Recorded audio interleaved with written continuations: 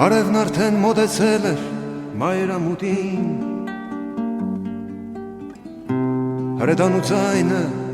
լսվում էր հեռվում, ու միայն վերքերը վիրավոր հողի հուշում էին, որ դեռ պատերազմ է գնում։ Խրամատի մեջ մի պատանի զինվոր կարոդով նամակ էր գրում, նա հիշում էր տունը հայրենի, ծվարած հայոց լեռներում։ Մի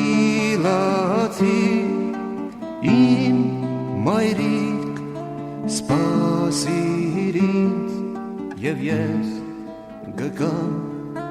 ես քեզ շատ եմ սիրում, կարոտել եմ իմ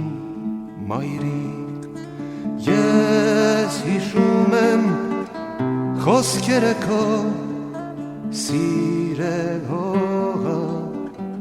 մեր հայրենի, ես հիշում եմ արցունքները քո, երբ պատմում էր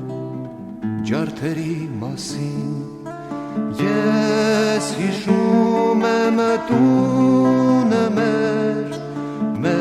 բահակի բարդին ծերացած, ես հիշում եմ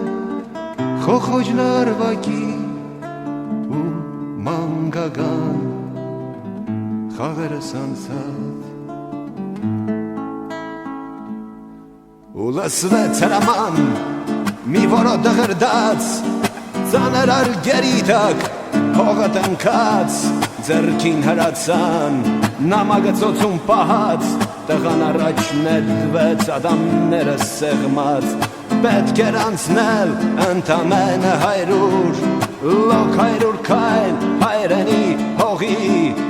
բայց ինչքան կարճ են քայլերը խաղաղ, և ինչքան երկար դաշտում այս կռվի, ու հանկարծ կարծես լռեց ամեն ինչ, տղան հնձված հասկի պես ընկավ, ձեռքերում սեղմած նամակը ծակված, հայացքը ուղղած կապույտ երկնքին, նա նայում էր կապույտ երկնքին ու հիշում էր տունը հայրենի ու բակի բարդին ծերացած, որի տակ մայրը կսպասի նամակի։ Արևն արդեն մոտեցել էր մայրամուտին, հրետանու ձայնը լսվում էր հեռվում, ու միայն մահամերձ ընկած հայորդին